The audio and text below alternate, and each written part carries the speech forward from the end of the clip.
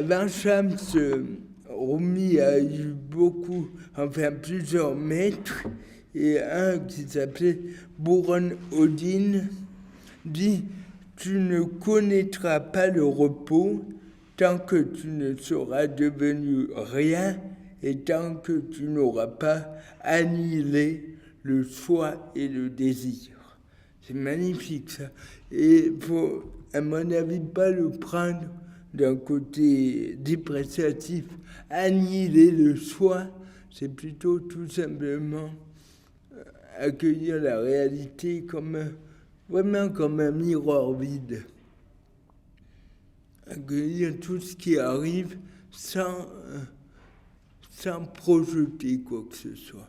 Il y a la fameuse image, si on met une plaque de fer contre la vague, elle va péter. Et tout ce qu'on fait dans la vie, c'est de l'ordre de la résistance. Et la langue, ça pète, épuisement, burn-out et tout ce qui... Enfin, si on est un filet, la vague traverse. Et Rumi n'a pas résisté à la douleur, à la séparation. Il n'a pas fui, il a couru dans le feu pour être tout entier brûlé. Il a traversé la souffrance, non pas en se protégeant, en voulant l'éviter, mais en allant corps et âme dans la souffrance. Donc Rumi, il a étudié la purification intérieure avec ses maîtres, il a appris la loi et l'ascèse avec son père, et il a expérimenté avec Shams l'amour. Ça, c'est vraiment une grande question. À qui j'offre la chance qu'il se sente totalement aimé? Plutôt que de se lever le matin en disant « je vais bouffer de l'amour à tous les râteliers », ce qui est mon cas d'ailleurs, non pas tous, bon bref, se demander à qui je peux donner cet amour inconditionnel. Parce que ce qui a rendu libre Rumi, c'est de se sentir éperdument amoureux aimé par Shams.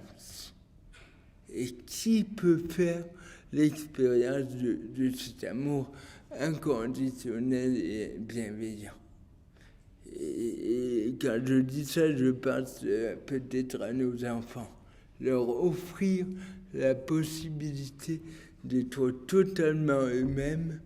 Et justement, on parlait, tu ne connaîtras pas le repos tant que tu ne seras devenu rien et tant que tu n'auras pas annihilé le soi et les désirs. Mais pour parvenir à ça, il faut un amour total et bienveillant pour soi-même. Et vraiment, le non-jugement total. Je dis souvent à Augustin, tu peux cramer la baraque, je t'aimerai quand même. Et en rajoutant, je te déconseille vivement. Hein, ça, je répète encore hier, enfin pour un autre truc. Mais bref, le message que je retiens de Rumi, c'est vraiment, premièrement, l'extase en Dieu, sortir de soi par la danse, pas se replier sur soi-même, mais quand la souffrance vient, comme lorsqu'il a été quitté par Shams, il a dansé, il a vraiment vécu cette tragédie intérieure jusqu'au fond. D'ailleurs, je pense que plus on est frileux à l'endroit de la souffrance, plus on souffre longtemps.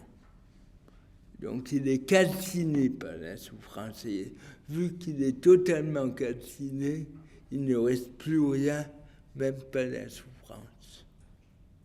Donc y aller à fond, vivre à fond cet amour pour l'autre, tout en ayant une assise très, très profonde. Rumi, il ne se laisse pas aller. Il se laisse aller dans l'image qu'il a de soi, mais il est très...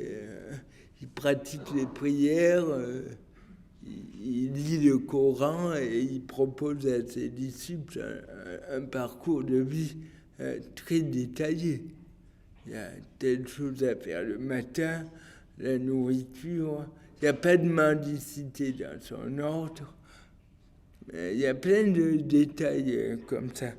Donc, Rumi, le chantre de l'amour total, pas un amour frileux, et surtout le rôle de l'amitié. Un ami et une épouse, j'allais dire, c'est tout. C'est pas un côté de sa vie, mais quand on est dans l'amour, c'est tout entier. Et ce qui m'a beaucoup plu chez Rumi, c'est vraiment cette adhésion totale à la vie. On y va, quitte à être calciné par la vie, on y va.